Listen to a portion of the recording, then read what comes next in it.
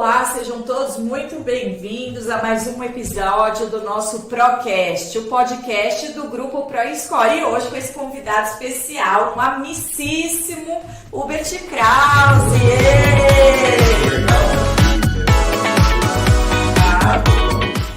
Bom, falando um pouquinho do Hubert, o Hubert também é autor do livro Ganhe Dinheiro Brincando, é um expert, aliás, é o maior especialista da indústria de entretenimento no Brasil. Queria que você falasse um pouquinho do seu background, da sua experiência, o que você está empreendendo atualmente. Legal, May, obrigado pelos elogios, obrigado pelo carinho. Bem, eu atuo atualmente, estou como consultor nesse segmento da indústria da diversão, e dentro dessa indústria, que é uma indústria muito grande, acabo sendo um especialista, acabo atuando de forma mais forte dentro de negócios que exploram principalmente as festas infantis, as festas de aniversário como fonte de receita. Então, hoje os meus principais clientes são pessoas que querem, que desejam entrar nesse segmento de bufês infantis, casas de festas, parques de diversões, aquele modelo também de brinquedotecas de shoppings ou brinquedotecas que de alguma forma estão em lugares onde tem uma circulação, grande circulação de famílias, e que de alguma forma entendem ali a diversão, principalmente essa diversão familiar, como uma possibilidade de empreender, como uma possibilidade de fonte de receita, e que gostam de empreender nesse segmento. Então hoje eu ajudo muitas dessas pessoas que querem entrar nesse segmento e também ajudo as pessoas que já estão, mas que muitas das vezes estão com alguma dificuldade na gestão, ali no modelo de negócio, e que aí acabam contratando um consultor aí para ouvir palpites. Então... Você é o que mexe a colher, então. Você é o que chega já colocando o dedo no bolo, não é o bolo da festa, mas já coloca ali no mundo dos negócios. Quando as pessoas me falam, o que você faz? Você dá palpite na empresa dos outros. Só que é lógico que é um palpite fundamentado, com base nessa experiência de 20 anos atuando nesse segmento. E aí as pessoas também me perguntam, mas você tem buffet infantil, por exemplo? Aí eu falo assim, não tenho, porque o dia que eu tiver, eu vou deixar de ser um bom consultor. Porque eu acredito assim, o fato de eu não ter um meu, eu estou dentro de todos os outros. Então eu sou muito bem recebido por aqueles que já têm, porque não me enxergam como um concorrente. Exato, não tem conflito de interesse, obviamente. Então eu consigo entrar em diferentes tipos de modelos, em diferentes tipos de realidades, em diferentes tipos de modelos, absorver tudo, entender o que está acontecendo em termos de tendência, de novidades, de perceber ali as dores que são comuns, para a maioria, e de alguma forma fazer isso e trazer tudo isso para a minha bagagem, e de alguma forma isso ajuda muito nesse sentido de apontar tendências, Você tem tempo para estudar a teoria e olhar a prática de cada um e adaptar essa realidade. Talvez se eu tivesse ali como empreendedor ali tocando a operação de alguma frente, talvez eu não conseguiria ter esse tempo justamente de estudar, de fazer essa observação mais crítica, mais analítica do que está acontecendo, Como foi o passado, como está o presente e para onde que nós vamos. Quase que uma predição, E aí a gente vai chegar nisso, no alinhamento dos nossos multiversos, o que a indústria do entretenimento tem a ver com a indústria dos dados, do Big Data, e do crédito. Então é óbvio, você como consultor especialista não tira a legitimidade de você não ter talvez o conhecimento tácito do dia a dia, a sua autoridade. Uma das coisas que eu admiro muito em você é essa conexão que você tem para vários aspectos da indústria do entretenimento. E quando a gente fala de indústria de entretenimento, acho que existe essa fábula de que é só a festa infantil. Você trouxe esse aspecto mais societal da comunidade, da vivência em sociedade, em família. É uma indústria que hoje todo mundo tem um olhar para a qualidade de vida. Mas, puxa, a gente sabe também que isso acaba sendo supérfluo, né, Hubert? Assim, você faz quando você tem recurso financeiro, você vai atrás para investir isso como se fosse uma indústria acessória. Queria que você trouxesse um pouquinho mais, né, desse universo que é a indústria do entretenimento, o que engloba? É só buffet infantil, dando esses outros exemplos, e o como a pandemia afetou essa indústria. Tá, eu acho que é interessante primeiro a gente pensar, entender justamente quando a diversão acontece, né? Principalmente esse tempo de lazer. Então, vamos trazer um pouco aqui de sociologia para o nosso bate-papo. Então, imagina, a gente tem ali um dia de 24 horas, não é? E a gente divide esse nosso dia em alguns... prioridades. Em alguns capítulos, né? Por exemplo, parte desse nosso dia a gente tem ali nossas horas dedicadas à nossa... atividade laboral. As nossas necessidades vitais. Então a gente dorme, a gente precisa se alimentar, a gente precisa tomar banho, cuidar da nossa higiene pessoal. Ou não, né? Alguns não. Mas parte do nosso dia a gente se dedica a isso, né? Digamos, as nossas necessidades biológicas. Outra parte do dia, como você falou, tem a ver com a questão da produtividade, né? Então, os estudantes estão se dedicando ali a reter, a absorver a informação. Os profissionais, de alguma forma, parte desse dia estão se dedicando ao trabalho, mas principalmente a questão da produtividade. E aí, né, o ideal, né, o sorriso Colgate perfeito. O perfeito seria que parte desse dia também sobrasse para nós, dentro desse tempo livre que a gente chama, desenvolver atividades que nos tragam prazer, que nos tragam satisfação, que é então o que a gente chama desse tempo de lazer. Então, primeiro, é importante que a sociedade hoje cada vez mais precisa desse tempo de lazer, desse tempo livre, para justamente servir como uma válvula de escape. Uma oxigenação, né? Porque cada vez estamos trabalhando mais, né?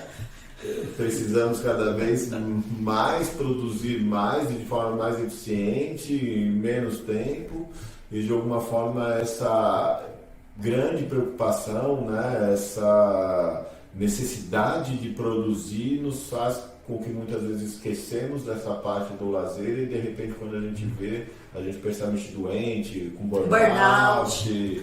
E etc.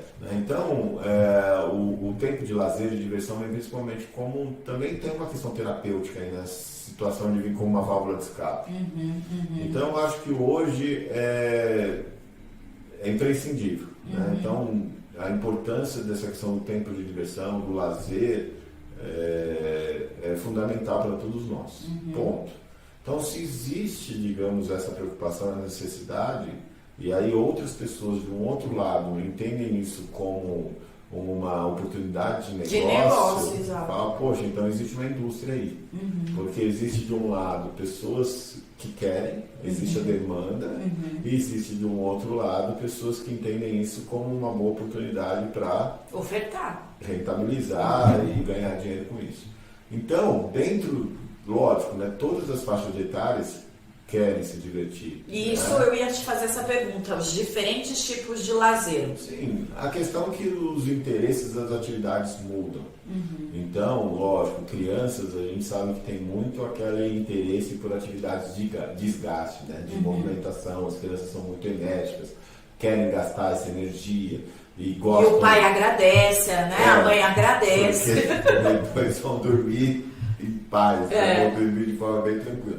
Mas então, assim, a gente tem as crianças que têm essa necessidade, né, o interesse, gostam muito das atividades, principalmente desgaste de energia. A gente já percebe os adultos, os adolescentes, os jovens com interesses também, mas talvez atividades um pouquinho mais intelectuais, atividades com menos desgaste. É lógico, cada um é cada um. Né? Então, existem crianças que também gostam de atividades mais calmas, como existem também jovens, adultos que gostam de atividades mais desgastes. A questão é que a gente tem diferentes tipos de interesses. As pessoas também, dentro do seu tempo de lazer, as pessoas são diferentes. Então, às vezes, o que você gosta de fazer não é o interessante para mim, mas às vezes, em algumas situações até combina. Né? Aí é a questão das afinidades. Então, e partindo também dessa ideia que a melhor idade, por exemplo, as pessoas um pouco mais velhas também têm outros interesses, então você pode explorar essa questão do entretenimento da diversão como nichos também. né? Então, eu também como consultor faz parte desse meu trabalho, identificar quem é esse público-alvo, né, desse empreendimento e adequar as atividades de lazer, principalmente as opções, né, de diversão de lazer, para que esse negócio quer oferecer para esse público que quer atingir. Né? E aí, quando a gente fala em entretenimento familiar, de alguma forma, é algo que a gente precisa pensar em todos. Então, por exemplo, inclusão. Um parque de diversões que visa atender a família, ele tem que ter ali oportunidade para os adultos, ele tem que ter opções ali para as crianças, às vezes até pensar no vovô, na vovó também, e etc. Então, cabe a nós que estamos, digamos, nos bastidores aí, que tem trabalho, que entrou com diversão, dar opções. Né? Então, talvez o Evo, muitos desses empreendedores, desses empreendimentos, quando estão começando, é escolher o que as pessoas vão fazer dentro ali do seu negócio. Enquanto, na verdade, cabe a nós, dentro desse conceito que a gente definiu, dar opções. Exato. Né? E então, aí voltando à sua pergunta, hoje, como está esse campo, né? Esse campo de atuação? Que com o lockdown deve ter sofrido muito. A gente não pode esquecer primeiro a casa, como um ambiente, a prática do lazer, da diversão. Então, o lazer doméstico ainda é muito importante. Então, hoje a gente tem, por exemplo, os condomínios cada vez mais investindo na questão do lazer, na área do lazer. Né? Até dessas propagandas que a gente recebe. Vai comprar um imóvel, você já olha todas as amenidades. Não, e assim, só tem foto do lazer. Você tem uma planta ali do apartamento. De 40 metros quadrados. Tem a planta ali que você consegue visualizar onde é a cozinha, onde é o quarto, coisa e tal, mas fica no cantinho, assim, né? Exato. Mas agora as fotos grandes é toda a questão da piscina, da quadra, do lazer, quadra de beach tênis, etc. Isso. É o valor agregado. Então a gente não pode esquecer primeiro, né, desse lazer dentro de casa e que com o aumento dos condomínios, dessa forma de moradia, né, as pessoas cada vez mais para dentro de condomínios, sejam verticais ou sejam horizontais, a profissionalização desse lazer dentro, porque muitos desses condomínios contratam empresas, contratam profissionais para gerir justamente tanto essa parte de espaço, de equipamentos, como de programação. Principalmente esses condomínios, né, com maior densidade de pessoas e etc. Então, acho que a gente não pode esquecer primeiro desse lazer doméstico e a diversão doméstica é muito importante. Bom, fabuloso. Depois, principalmente nas grandes cidades, a gente tem os centros comerciais, os shoppings, né? Porque os shoppings trazem muitas facilidades para esses grandes consumidores, porque no mesmo lugar você tem estacionamento, você tem segurança, você refeição, tem alimentação, tem a questão da climatização, né? Por exemplo, pessoas que moram em lugares muito quentes. Nessa Uber. Como é o meu caso, que desde 2019 eu estou morando em Rondônia, e lá, Porto Velho, lá é muito quente. Então, poxa, é ótimo ir pro shopping, tem um ar-condicionado, uma delícia, coisa e tal, porque ficar na rua, não dá. O bafo, é muito calor. Então, você tem esses grandes centros comerciais, esses shoppings, que de alguma forma, pela facilidade de reunir muita coisa no mesmo lugar, acaba sendo um local de destino, né, para essas famílias. Poxa, então ótimo ir para um local onde eu já posso resolver tudo isso, né? No caso de São Paulo é a Praia do Paulista, né, minha gente? Um shoppingzinho, a gente abre um shoppingzinho. Mas também a gente já percebe, por exemplo, né, o outdoor crescendo. Porque talvez justamente por essa questão do shopping já estarem tantos anos em São Paulo, já virar uma rotina tão comum, as pessoas querem novidade. E aí acho que a pandemia veio isso, mostrou um pouquinho isso também, essas opções de lugares mais abertos. Né? Céu aberto, onde você tem uma circulação de ar. Então tem essa proposta do indoor, né, que de alguma forma acaba sendo muito atrativo, porque fora a questão da diversão, tem toda essa outra comodidade auxiliar, que é importante. O externo também, que depois, pós-pandemia, a gente percebe um crescimento, as pessoas procurando esse contato com a natureza, esse contato com o ar livre, então a gente vê os parques né, cada vez sendo mais procurados, os parques naturais, que eu falo, como aqui em São Paulo a gente tem um exemplo do Horto Florestal, do Parque Ibirapuera, e aí tem uma situação agora que é a privatização, pelo menos aqui em São Paulo, desses parques, na privatização da gestão. Por segurança, até por mais ofertas de serviço. E aí serviço. a gente vê players, né, do entretenimento, principalmente, né, dessa indústria da diversão, dentro desses parques públicos operando também. Então, hoje, após essa privatização, se vê uma estrutura muito mais profissional, em termos de espaço e equipamentos. Porque a gente sabe que, muitas das vezes, o que é gerido pela iniciativa pública, em termos dos equipamentos, espaços, em termos de conservação, coisa e tal, às vezes não é o que a gente gostaria, o que a gente acredita ser o ideal, como... Que é o que você falou, né? Não é impor, é ouvir o que o público ali local precisa. E até mesmo, né? Então, quando você tem essa opção gerida pela iniciativa privada, por mais que tenha ali uma cobrança, né, tem um valor de ticket de ingresso, mas pelo menos você vai ter mais tranquilidade em relação à própria segurança do equipamento, à limpeza, estado de conservação, né, opções também, aumenta o leque de opções, acaba sendo positivo. Bem, então a gente tem, né, os parques, os shoppings, as casas, e aí a gente tem esses empreendimentos mais privados, né, no sentido assim de realmente a conta precisa fechar. Né? Tudo bem, a diversão é o meu... Mas tem que dar receita, né? A diversão é a minha fonte, a diversão é a minha atração, né? É o meu modelo de negócio, o meu business, no sentido, né? Eu ofereço diversão em troca de uma remuneração, mas isso precisa trazer retorno. Então a gente tem uma esfera macro grande, que são os parques de diversões, por exemplo, que são preparados para atender muitas pessoas por dia, né? No mesmo período. E você tem ali as opções mais medianas, mais micros também, das medianas, né? Enquanto nos macros aqui a gente tem principalmente os parques de diversões, talvez como maior exemplo, na questão mediana a gente tem muitos desses empreendimentos que hoje estão dentro desses shoppings, mas são operações grandes também que conseguem atender menores. E aí no micro a gente tem esse modelo principalmente de casas de festas, né, buffets, essas próprias brinquedotecas também, parques ali com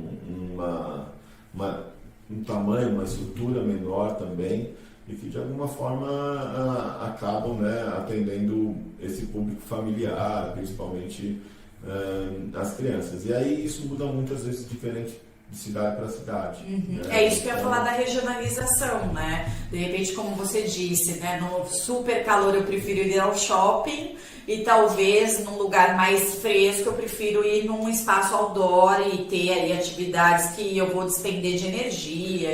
E aí também, você me falou, eu lembrei que a gente não pode esquecer também dos clubes, né? Então você tem desde aqueles dos clubes até que são criados a partir de uma associação, onde você tem os seus sócios, etc., como clubes privados também, que vendem títulos, etc., que tem essa situação do céu, né, do céu aberto, né, do ar livre, mas que são equipamentos de alta qualidade. E que de alguma forma ali o investimento nesses equipamentos, o foco maior, né, e na programação também das atividades, que eu acho que é muito importante. Nos equipamentos, só pelos equipamentos não acontece nada. Não gera engajamento. A gente precisa toda uma animação sociocultural, que a gente diz, em termos de criação de programação, para que esses equipamentos tenham vida, né, e tenham aconteça. E aí a gente tem, dentro ainda dessa indústria do entretenimento, cinemas, teatro. Meu Deus, é tudo, né? Tem o turismo, tem... Os hotéis, né? Então a gente não pode, de alguma forma, poxa, hoje, né? Quando eu tenho ali o tempo livre, né? Poxa, como que eu quero passar esse meu tempo livre? O que hoje nos traz trazer, né? E aí a gente tem uma rica oferta de opções, né? Tem os esportes, tem as pessoas que gostam, por exemplo, de assistir um jogo de futebol, né? Torcer o lado mais lúdico, né? Artístico. Shows. Então, assim, como que as pessoas querem passar o seu tempo de diversão? E aí, quando a gente vem para a iniciativa privada, que de alguma forma traduz no sentido assim, tá? A gente vai te dar opções para justamente você escolher o que fazer desse seu tempo de diversão, mas essa opção é paga. Ok, estou disposto a pagar, mas em contrapartida esse valor desse ingresso, esse ticket, esse investimento que eu estou fazendo, o que eu recebo em troca? E aí esse operador aqui, ele tem que estar muito focado, né, muito preocupado na entrega, na experiência. de realmente, assim, a expectativa é que essa pessoa, quando sai de casa, estou saindo de casa agora para me divertir. Sei que eu vou ter um investimento para se fazer, né? Mas eu vou voltar para casa feliz. Então, essa minha expectativa foi atendida. Aquela situação que a gente estava falando agora há pouco do extravasar, né? Então, eu consegui realmente mandar esse meu estresse embora, essa minha... É uma relação de troca, né, Albert? E aí, esses operadores que hoje entendem isso, essa relação de troca e que conseguem oferecer essa experiência, são aqueles que acabam tendo sucesso. E é interessante falar que tudo isso que a gente comentou atende diferentes níveis de... expectativa, budget... de orçamento, principalmente de poder aquisitivo, porque você pega assim, vamos falar a questão das festas. Você hoje tem já desde espaços que fazem festas menores, mais baratas e que de alguma forma atendem um público que não quer fazer um investimento tão alto, um público de poder aquisitivo menor, mas que você já tem opções, como também você tem, né, opções ali de você fechar um parque de diversões para fazer a festa de aniversário do seu filho. De um ano.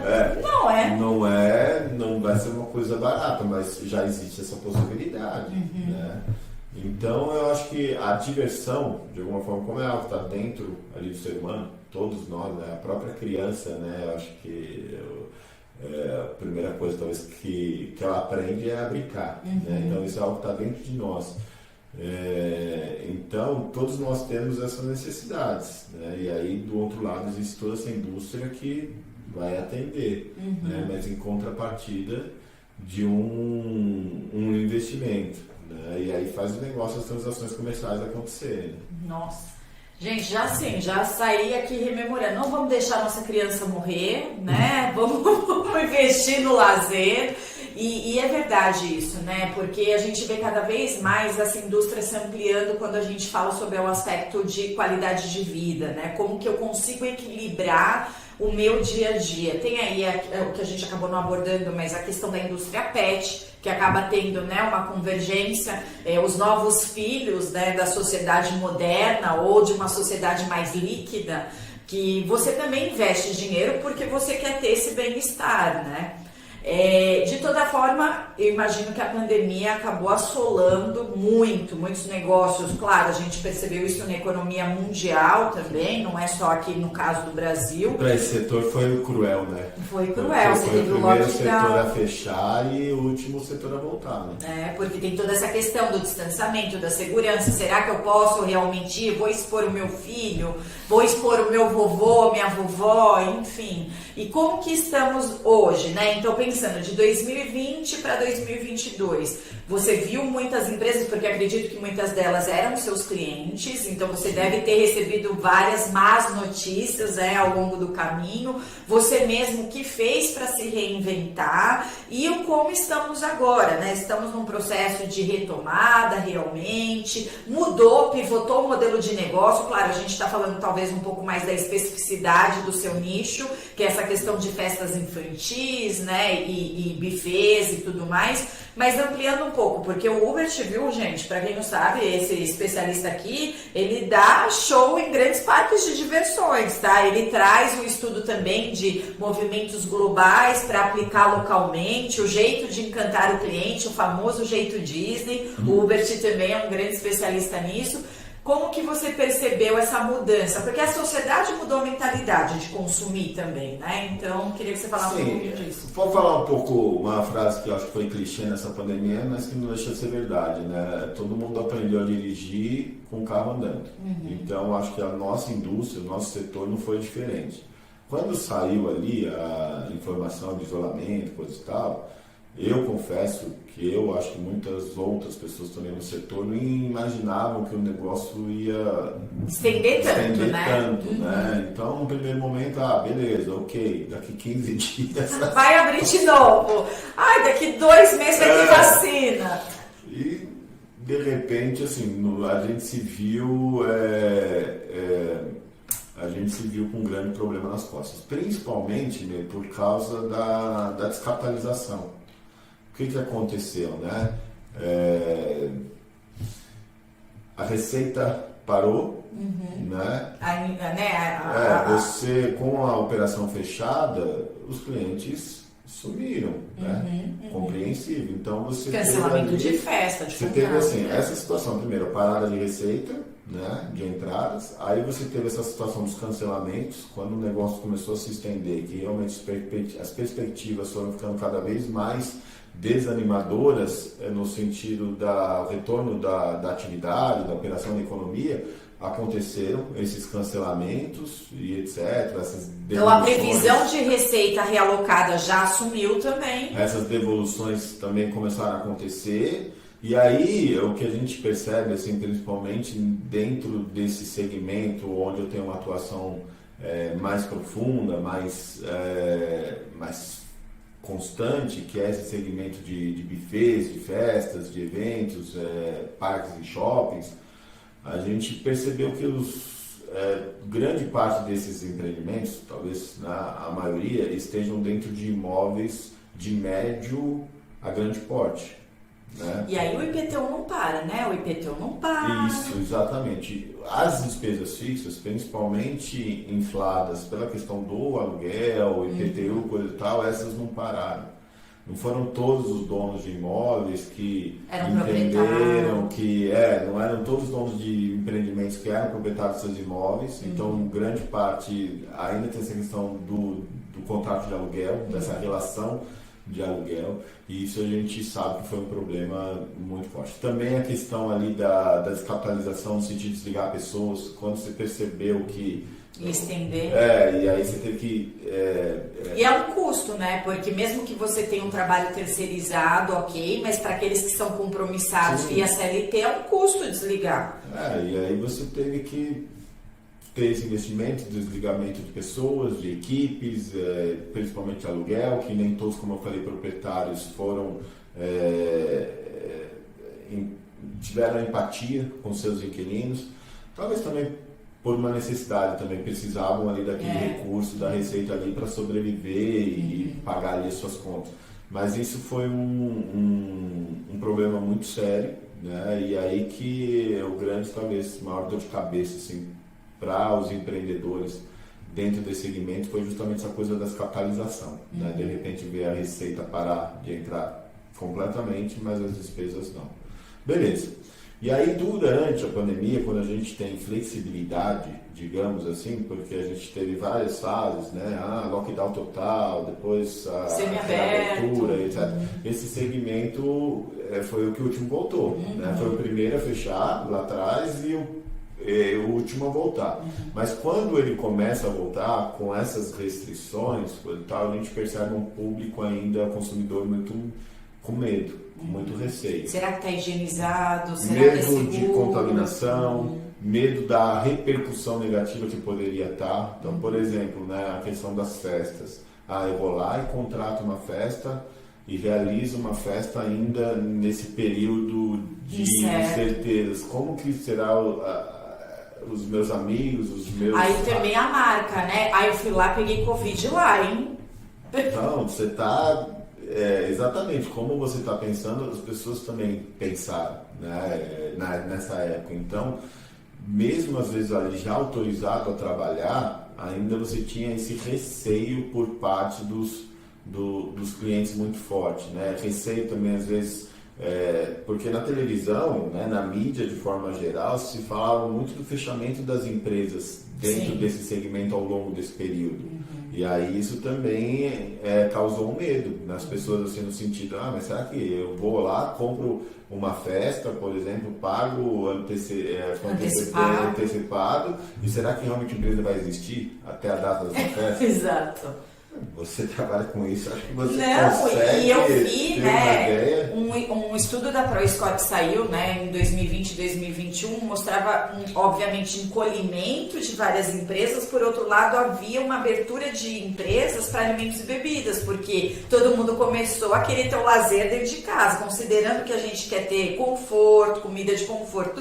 O delivery estourou, então muito bar, restaurante que fosse para produzir uma marmita, um fast food local ali regional. E aí, dentro dessas ideias, assim, você perguntou durante, assim, a pandemia, nessas oscilações, a gente teve não o surgimento, mas a gente teve uma alavancagem das opções online também de diversão. Isso eu ia te perguntar, né? Porque a gente viu estourando, começou essa procrastinação de tomada de decisões difíceis, ou seja, não é 15 dias, a gente volta. Não é 2 meses, aí eu assumo mais uma renovação de um contrato de aluguel. Não vou mandar embora porque vai que volta, eu até o contratar, e aí a gente vai percebendo que o buraco vai ficando maior, né? E claro, para todo cidadão e para empreendedor, empreender já não é fácil, mas com toda essa situação piorou.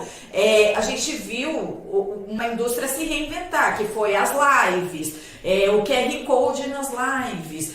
Como que isso para você também refletiu? Então, olha só, né, que interessante. Se você for ver, a necessidade de diversão durante a pandemia não mudou. Talvez pelo contrário, é que as pessoas perceberam que, poxa, eu preciso extravasar de alguma maneira, porque as empresas, de alguma forma ali, cobrando a sua produtividade ainda dos funcionários, né? Talvez até mais, porque você tinha um desafio ali de achar fontes de receita. Mesmo que fosse dentro do online, as pessoas em casa, trabalhando remotamente, coisa e tal, mas a pressão por produtividade ali continuou, até mais. Então, dentro desse tempo livre, as pessoas também continuavam tendo essa necessidade de, né, ter ali um momento de prazer, de diversão.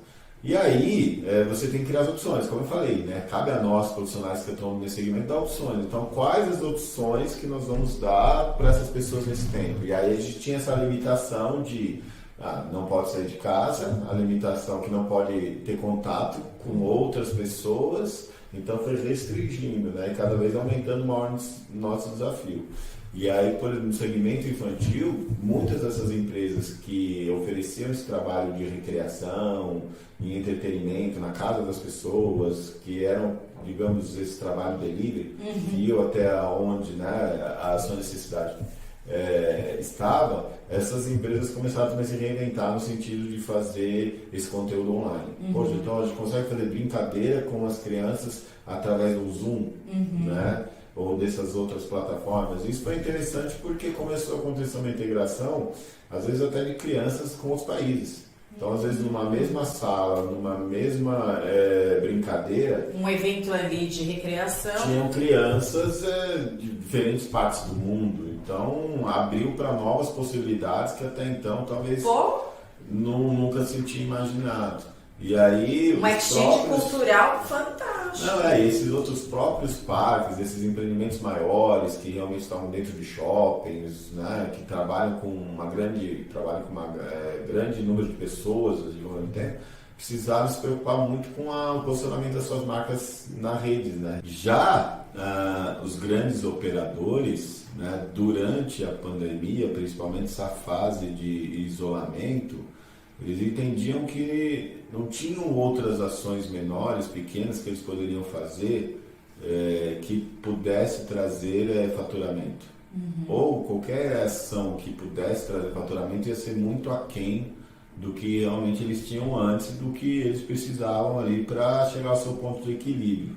Então eles entenderam que nesse tempo a maior preocupação dos grandes operadores era manter viva a relação com seus consumidores. Então utilizaram muitas redes sociais, né, e do online para continuar esse engajamento. Então eram ações de engajamento. Só que, principalmente quando a gente quer engajar com crianças, nada melhor do que um conteúdo divertido.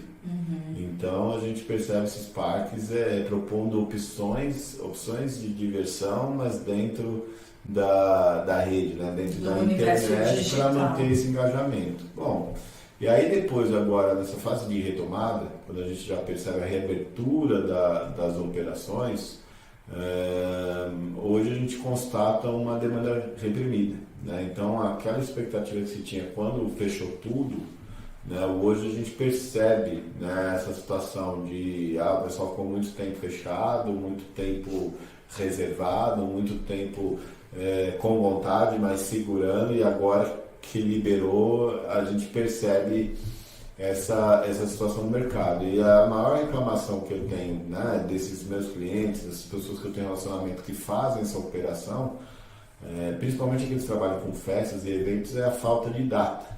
Né? Então, assim, já praticamente estão com essas datas mais próximas aí, todas vendidas, e aí existe até uma procura já por datas do ano seguinte. E aí hoje a reflexão, o receio que esses operadores têm, principalmente em relação à venda dessas datas que ainda estão distantes, pelo menos para o ano de 2023, é em relação à questão dos reajustes. Né? Então sempre me perguntam, o que eu faço? Eu abro já a minha agenda, mas eu tenho receio de vender com o preço atual e depois lá na frente eu perceber que esse preço de venda que eu fiz tem um estouro, né? Não foi bom para mim no final em termos dos custos, das coisas que aumentaram muito, ou não, eu já começo a vender, mas eu acrescento um reajuste, coisa e tal. E esse reajuste é com base no quê? Né? É uma pergunta que eu agora faço para você, né? Que é uma super expert nessa situação. Poxa, o reajuste de uma inflação, né? Uma inflação média seria suficiente, né? Então vamos aplicar, por exemplo, 10%. Então não tem problema você vender datas para o ano que vem, mas desde que você acrescente 10%. Mas e aí, esses 10% são Não sabemos, né? Não sabemos. Aí os algoritmos de predição que a gente pode olhar com uma, óbvio, base setorizada, né? Porque a gente também está num cenário político, né, Hubert? Então, quando eu digo cenário político, é um ano de eleição, muita coisa muda, tem a guerra, né, que fatidicamente acaba afetando mesmo. Mas, de fato, você falou 3 pontos aqui que eu quero voltar e retomar. Primeiro, então, óbvio, a gente viu toda uma indústria se moldar a uma situação por conta da pandemia, né? Que doeu. Só uma situação interessante que antes da pandemia, quando eu ia visitar clientes em operação para desenvolver um trabalho de consultoria, o diagnóstico, né, na maioria dos casos, mostrava que eram erros internos de gestão. Então, na gestão, eram fatores internos, né? Naquela análise SWOT que a gente costuma fazer para analisar cenários estratégicos, ficava muito claro que eram problemas internos de gestão, ou gestão de pessoas, ou gestão financeira, ou gestão operacional, mas eram problemas internos. Com a pandemia, isso inverteu, porque os fatores externos, né, no sentido, por exemplo, muito essa questão da proibição ou não, eram decisões políticas. E a gente percebia que em alguns estados, algumas cidades, o retorno era antes, em outras cidades, o retorno era depois. Não teve um padrão. Então tinha uma questão política, que é um fator externo, que você não tem controla. Tinha também essa questão assim, de você ser impedido de trabalhar. Né? Uma coisa eu posso trabalhar e aí eu tenho problemas, né? E aí pelas minhas limitações, as minhas incompetências, o meu negócio acaba sofrendo desembate. Outra coisa é você não conseguir trabalhar por fatores externos, onde simplesmente você recebe ali, né, uma proibição e ponto, a partir de agora você fecha e Deus sabe quando você vai voltar. Então isso foi é isso que você está falando, né, da questão do cenário político, de guerra, coisa e tal.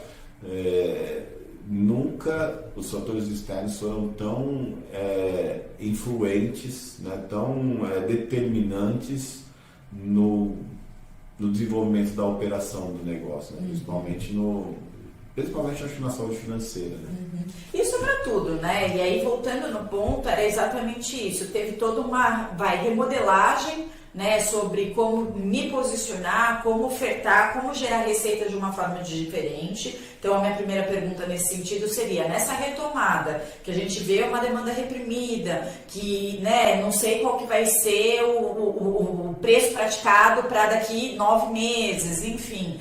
Existe uma hibridização, ou seja, muito desse processo de transformação digital que também está ali, eventualmente como uma oportunidade de fazer uma pré-festa, um esquenta no digital e depois vai só o mínimo de pessoas para o presencial. Então esse é um primeiro ponto.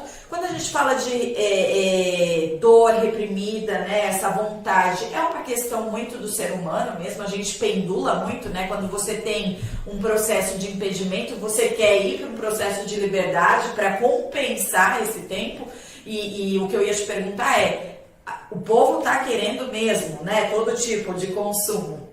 E o terceiro ponto seria, óbvio, como que as nossas duas indústrias se conectam. O que acontece que hoje, poxa, eu tenho interessados e você falou muito bem, eu vendo isso, mas a gente tem uma população super endividada, né? Porque não foram só os negócios que sofreram, a gente tem uma sociedade que na pessoa física, o cidadão tomou o dinheiro porque também evitou tomar decisões difíceis, de cortar talvez uma carne que poderia ter cortado antes, no orçamento familiar, etc. Então, queria que você discorresse nesses 3 aspectos aí. Vamos lá. Primeira situação, né? Se esse modelo online, offline continua, né? E a gente tem essa questão do metaverso. Isso, digital. Se a gente buscar na questão conceitual, assim, no sentido que, né, esse tempo de lazer e diversão é o tempo que você passa dentro do seu tempo livre para buscar algo que te traga prazer e satisfação.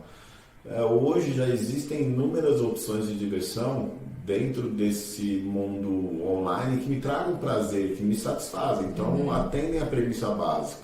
No offline também. Então, como combinar. Então eu acho que não vai existir rejeição. As pessoas de alguma forma vão pensar, me traz prazer, me satisfaz, me ajuda nessa questão da válvula de escape para o estresse, independente da forma, ok. Então eu acho que surge uma oportunidade de explorar, né? De explorar economicamente, né, enorme. Então sim, eu acredito que isso vai continuar. Até mesmo porque quando a gente fala, por exemplo, em festa, que é uma das formas como as pessoas vivenciam, né, esse tempo de lazer, diversão, muito disso acontece dentro das festas. Quando a gente vai ao dicionário, a gente vê festas, reunião de pessoas para fim de divertimento. Então, se a gente consegue reunir essas pessoas, seja num ambiente online, num ambiente de metaverso, seja num ambiente offline, presencial, dentro de um espaço, de uma estrutura que foi pensada e planejada para aquilo, ótimo, uma coisa não elimina a outra, né?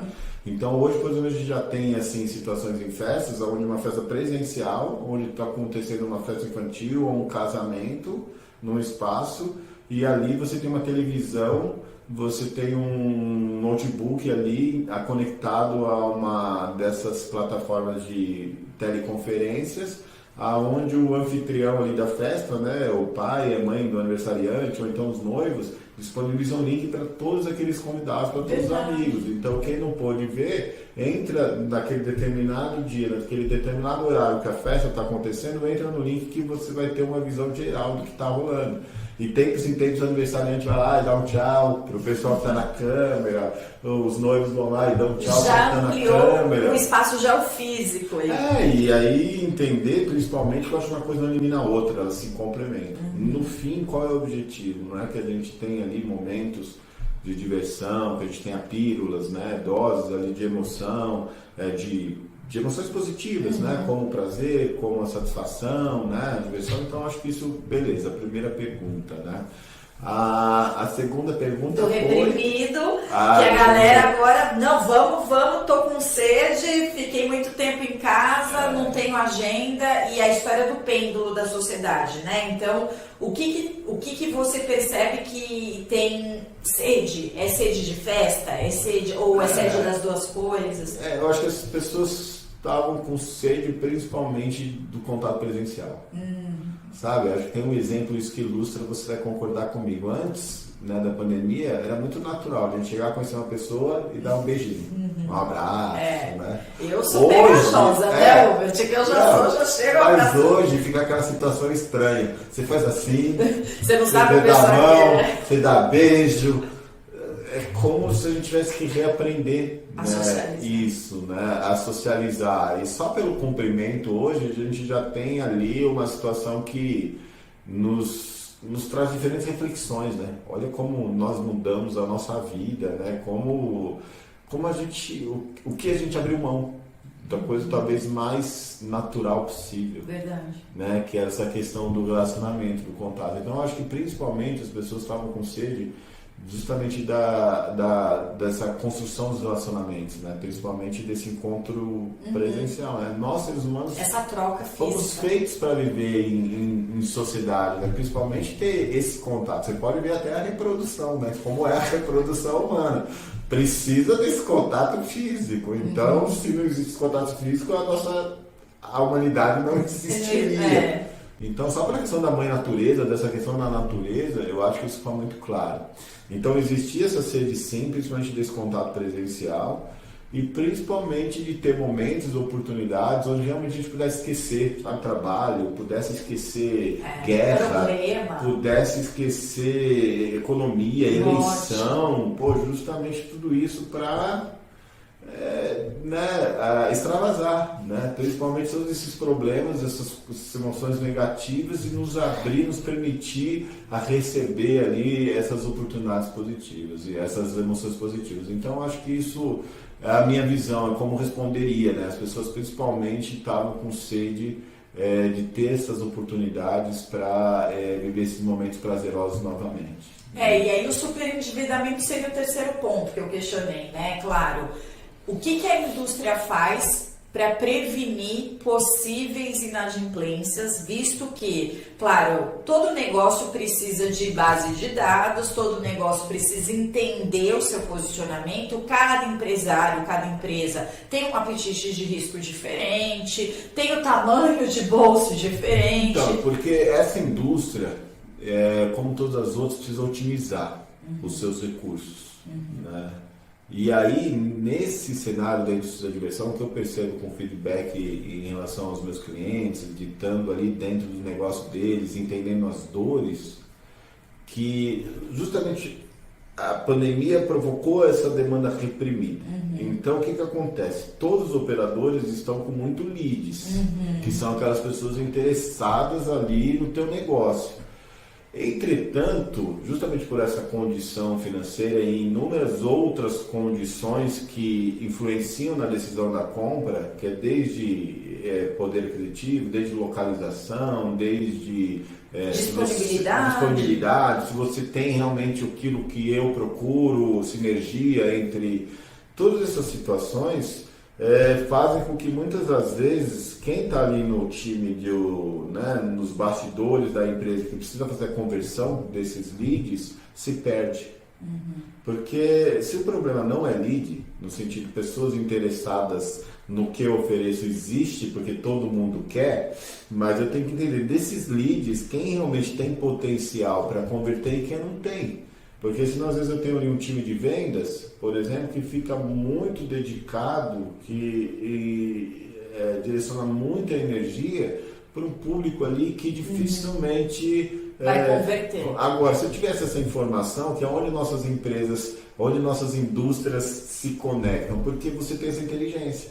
Um birô de crédito, um birô de informação tem dados, e dados hoje a gente traduz em inteligência. Eu penso isso, né? Empresas que têm métricas, que têm dados, têm inteligência, né? E aí conseguem tomar decisões estratégicas muito mais fácil. O que a gente percebe nesse mercado ainda é que a falta desses dados, a falta de sistematização e organização desses dados fazem com que muitas decisões ainda sejam tomadas no achismo. Na intuição, né? Na famosa intuição. Eu acho, poxa, mas é uma indústria que move milhões, é uma indústria que existe uma demanda, é uma indústria que tem muito potencial e que tem grandes players operando, e que se esses pequenos e médios não entenderem a importância dessas tomadas de decisões, da análise desses dados, dessas métricas, vão ser engolidos por esses grandes que já entenderam. E que talvez sejam grandes justamente porque entenderam isso antes que os outros. Né? Então, em termos práticos, né? O que eu falo para esses meus clientes? E hoje todo mundo usa o marketing digital como vitrine, né? Na verdade, como ferramenta para prospecção de clientes, tanto os grandes, médios quanto os pequenos. Porque hoje ainda investir em veículos de massa, além de serem muito caros, como televisão, coisa e tal, muitas das vezes também não significa necessariamente que você vai ter o resultado que você espera. Né? Então, de alguma forma, todo mundo acaba indo para para a internet, até mesmo porque é a audiência, né? Onde as pessoas estão. Todo mundo tem o celular, todo mundo tem o smartphone, todo mundo está conectado. Exato. Então, partindo da premissa que a audiência já está na internet, então, se a gente consegue investir nesses canais onde me trazem métricas, dados, até é mais fácil para eu entender se valeu a pena ou não. Então, voltando só a esse assunto da questão de como otimizar esses leads, né? Então, é uma metodologia que eu falo com meus clientes, que eu trabalho com meus clientes, que eu até aprendi com você. Né? Em outras tantas reuniões, em outros tantos papos que a gente fez, assim, a gente fala assim, Hubert, nada melhor do que pegar, por exemplo, a base antiga que esse cliente tem, os contratos. Né? Sim. Vamos pegar esses contratos aí, o exercício dos últimos 2 anos, talvez um ano antes da pandemia, onde a situação era mais o normal, né? E vamos entender, com base nesses clientes que já passaram aqui, quem é esse cliente. Perfil, arquétipo. Exatamente, e aí com base nisso, poxa, se eu sei esse meu perfil, esse meu cliente, esse meu arquétipo, depois quando eu consigo identificar esse perfil nesse mar de leads que eu tenho e dar mais prioridade, dar mais tempo, mais energia para esse, será que eu não vou ter que conseguir uma conversão melhor? E aí, poxa, é incrível, Melissa, todos os clientes que eu tenho feito essa metodologia, justamente de análise de perfil de cliente, entender quem é, e depois conseguir decifrar no mar de leads quem tem mais perfil e quem não, né, tem menos, a conversão aumenta, né? Porque é otimização, porque digamos que a equipe de vendas ali eu tenho, o vendedor bem treinado eu tenho. Então, depois que ele sabe quem é o cliente que ele quer, é só ele fazer o que ele já sabe fazer. O problema é que às vezes ali é tanto lead e tanta atenção, é o que você falou. Às vezes eu tenho que cuidar do fornecedor, eu tenho que cuidar do possível interessado que vai ser cliente, eu tenho que cuidar do funcionário, e quando eu vou olhar para esse possível interessado, quem que eu priorizo? É o que a gente fala, você trouxe muito bem, né? Dado é o famoso novo petróleo, eu brinco que é a nova batata frita, porque eu sou suspeita, adoro uma fritura, mas é o que o dado gera de conjunto informacional para um insight, para uma inteligência que vai, obviamente, trazer robustez na tomada de decisão. E aqui, óbvio, né, dentro desse background que nós temos, essa régua que você prioriza não só a propensão à venda, mas também o potencial risco de crédito, ou seja, eu faço uma festa de 5 mil, faço uma festa de 10 mil, essa pessoa tem poder de compra porque existe ainda uma mistificação de que o score alto é alguém que pode comprar algo de maior valor, né? Então esse trabalho conjunto é muito importante, por quê? Porque é uma rotulação que não é verídica, porque uma coisa é poder de compra, outra coisa é você ter um histórico muito bom de um bom comportamento financeiro, que é traduzido numa política aí, matemática do score. E por isso que eu queria te perguntar, se temos aí brasileiros super endividados, temos uma condição de demanda reprimida, temos todos os tipos de orçamento, porque a gente sabe que o Brasil, além de proporção continental, tem uma diversidade aí de fluxos financeiros familiares, né? Eu diria, nessa retomada, dentro do processo que remodelou, teve uma mudança, por exemplo, microfesta, o que aconteceu? Se eu tenho um orçamento limitado, mas eu tenho uma vontade, né? Eu faço parte hoje de uma plataforma que é um marketplace de festas chamada Festou, né? E a Festou hoje, ela tem várias soluções, assim, né? Tem várias aplicações.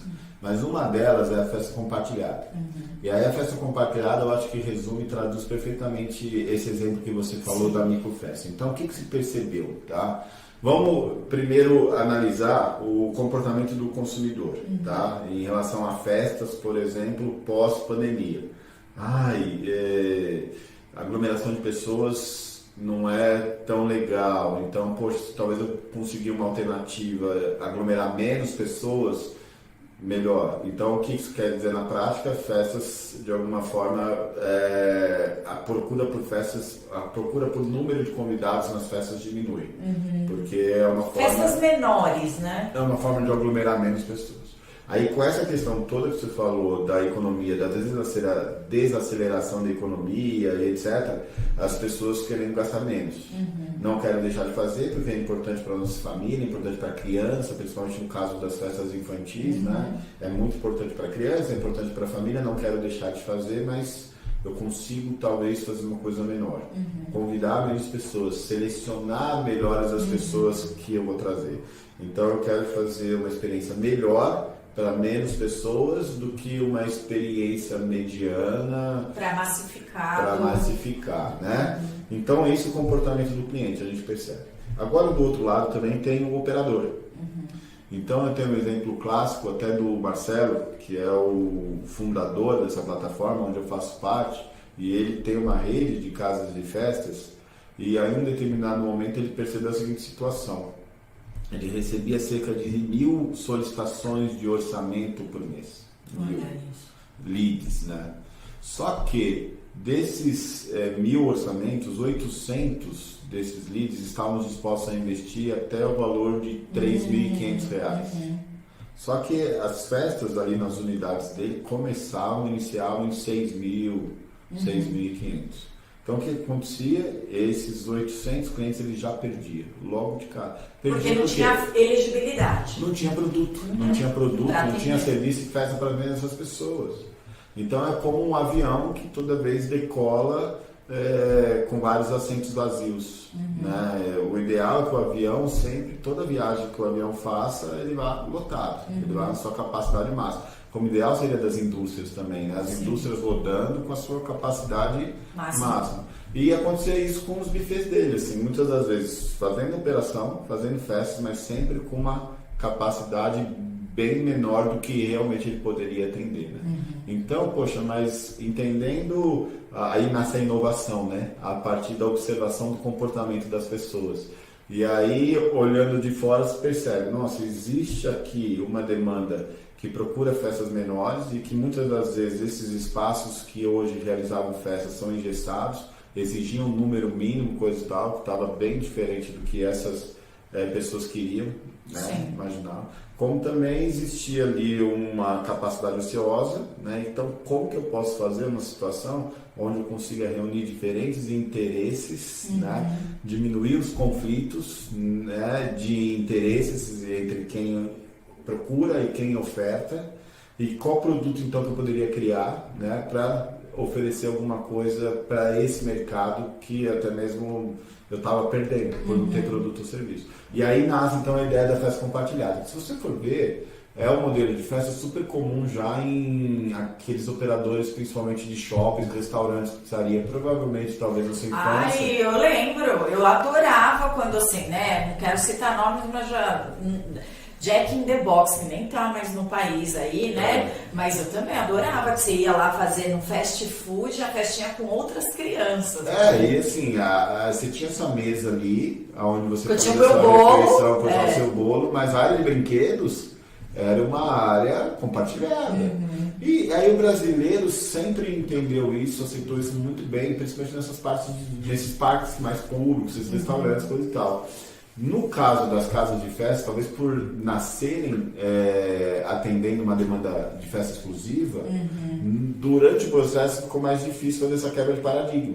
Ainda se tem a dificuldade de entender essa quebra de paradigma, mas quando você começa a entender que existem pessoas procurando opções, festas menores, existem pessoas que não fazem festa em razão do alto custo. E aí quando você cria um produto ou serviço que você consegue democratizar, no sentido assim, não, as pessoas com menor poder de investimento vão ter a oportunidade também de fazer festa, mas ao invés de fazer uma festa para 50, 60 pessoas, vão fazer com 10. Sim. Que esse público de alguma forma já fazia essas festas nesses outros lugares, né? Nesses fast foods, nesses restaurantes, e que agora tem a oportunidade de fazer uma festa num local feito e planejado para aquilo, né? Com todo o know-how, expertise pronto para aquilo. Porque o know-how de um restaurante é a alimentação.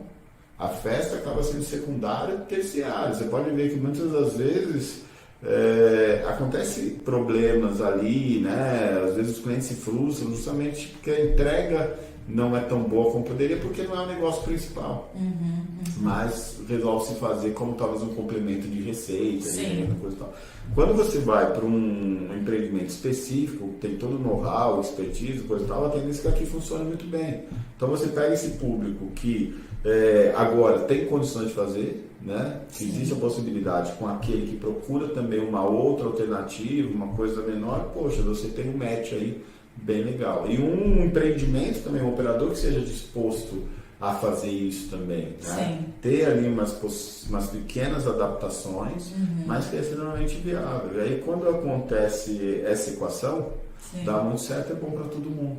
Pois é, porque já um avião já fica mais cheio na hora de decolar, você tem um espaçamento, cada criança com seu bolo, a diversão coletiva. E essa coisa da economia compartilhada, que nós estamos falando aqui, né? Que as pessoas associam muito para quem as pessoas querem economizar, que não querem gastar muito. Mão de vaca. Pelo contrário, hoje a gente vê esse mercado assim, eu não tenho iates, né? Mas às vezes a gente lê matérias, coisa e tal, conversa com pessoas que tem uma condição melhor e eles falam que para esse público de luxo todas essas situações hoje estão compartilhadas, né? Você não compra um iate, você tem compra o uma cota de timeshare, você não compra helicóptero, você compra uma cota de helicóptero, né? Até uma mansão, coisa e tal, etc. Então se esse público que tem poder aquisitivo, que poderia fazer a festa que quisesse, poderia fechar o parque de diversão para isso, esse público está se beneficiando dessa situação da economia compartilhada, né? Então, poxa, isso é algo que funciona para todas as indústrias.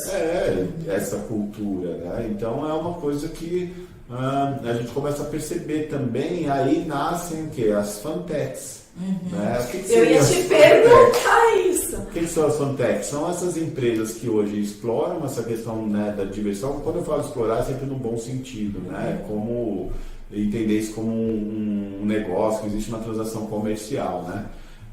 Então, essas empresas que utilizam da diversão como business, né, como atrativo ali para fontes de receita, mas usam da tecnologia para operacionalizar e viabilizar esse negócio. Porque imagine esse match, tá? Então, já que uma casa de festa, por exemplo, que antes fazia uma festa para 100 pessoas, exclusiva, agora tem a oportunidade de fazer festa para 10 pessoas, só é viável para casa de festa também se eu consigo 10 festas de 10 pessoas. Exato. Ou então uma de 10 pessoas, uma de 30 pessoas, uma de 40 pessoas. Só viabiliza também se eu conseguir fazer esse encontro.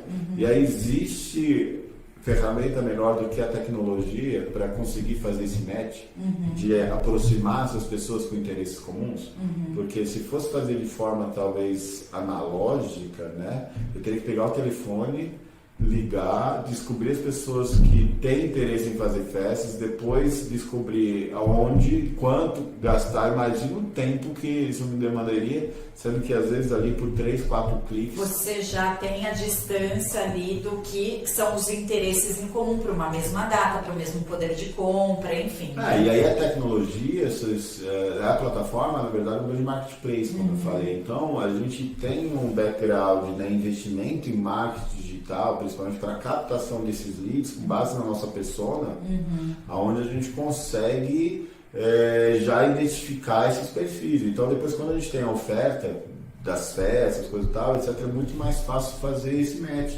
Mas isso só é possível, esse cenário, esse mundo só é possível com a organização desses dados. Pois é, eu digo que a tecnologia... E eu digo isso, a tecnologia ela potencializa resultados, claro, né? A tecnologia com uma experiência, né? Olhando o dado, fazendo toda uma criticidade em cima disso, porque querendo ou não, todo mundo quer gerar eficiência operacional e financeira e colocar a roda para girar, né, Hubert?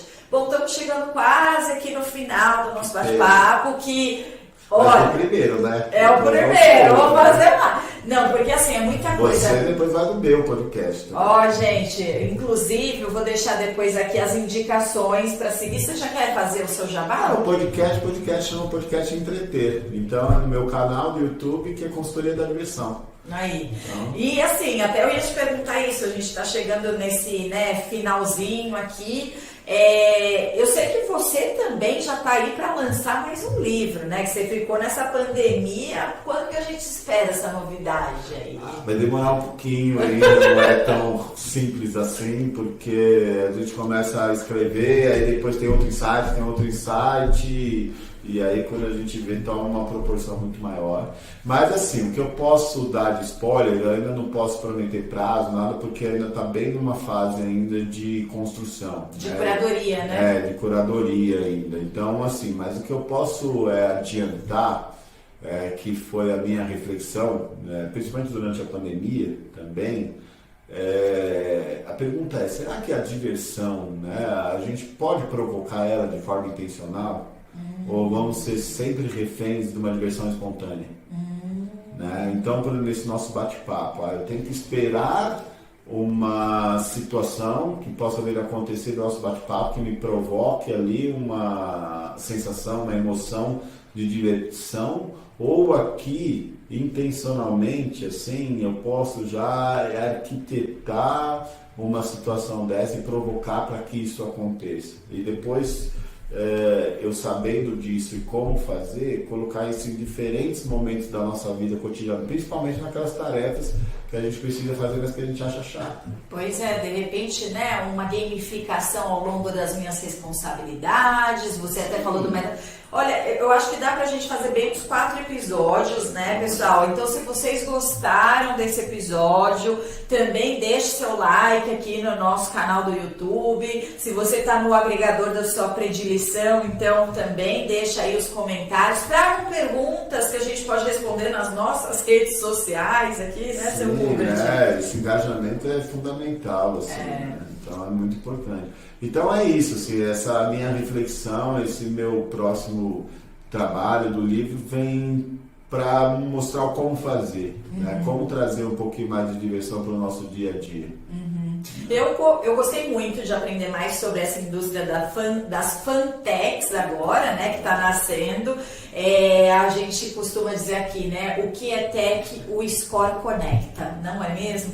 Então é mais uma interface que a gente começa a descobrir, muito interessante. Eu espero que os nossos ouvintes também, a nossa aí, audiência, tenha aprendido. Tenho certeza que ficou muita coisa, muito insight. O objetivo mesmo do nosso canal aqui, do nosso episódio, nunca é ser um viés comercial, mas é trazer informações, às vezes densas, de forma muito mais leve e instrutiva. Adorei ter você aqui, porque eu já sou suspeita, porque eu te admiro como profissional, como amiga. Eu faço jabá mesmo, eu sou do tipo que a gente tem que fazer o nosso entorno crescer e vamos crescer todo mundo junto. Obrigada. E você sempre tem as portas abertas aqui conosco. Não, eu que agradeço, gente. Nossa, muito bem recebido, sempre muito bom estar com você, sempre muito divertido estar com você. Então, para mim foi 10, assim, realmente eu só vou torcer para que seja o primeiro de outros, né? Isso que aí. a gente consiga ainda trocar muito mais figurinhas e para quem está nos assistindo, gente, esse encontro mesmo da tecnologia, da inteligência de dados, vai ser fundamental para qualquer negócio, assim, isso tanto pequeno quanto médio e grande. São esses dados, né? Hoje todo mundo, como eu falei, todo mundo se utiliza da questão do marketing digital para aparecer, né? E tem umas empresas que aparecem mais do que outras, e às vezes até gastando menos. E essa fórmula só se faz você tendo um conhecimento muito profundo desse teu cliente, de quem você quer atingir, de onde você quer chegar, do potencial que você tem, desse potencial de mercado que esse teu público, tua persona tem. Então são informações essas, estratégicas, fundamentais, que só a organização e sistematização desses dados pode trazer. Pois é, e com isso a gente tem aqui, né? Eu vou também fazer meu jabá. A gente tem soluções para tudo isso: extração de leads B2B, inteligência mercadológica, temos também toda essa parte de diagnóstico de bases legadas, enfim. Mas obrigada mais uma vez, já aceitei o convite, já vou no seu também, tá bom? Vai dar tudo certo. Obrigada mais uma vez, Hubert. Valeu, meu. Beijo. Beijo. Tchau, gente.